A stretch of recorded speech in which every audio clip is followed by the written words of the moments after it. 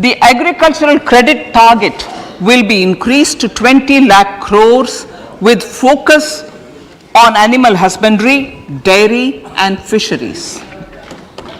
We will launch a new sub-scheme of PM Matsya Sampada Yojana, which is an existing scheme, but we launch a new sub-scheme, targeted investment of 6,000 crores to further enable activities of fishermen, fish vendors and micro and small entrepreneurs, improve value chain efficiencies and expand the market.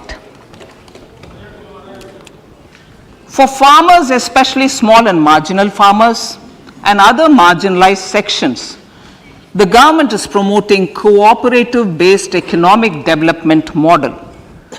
A new Ministry of Cooperation was formed with a mandate to realize the vision of Sahkar Se Samriddhi.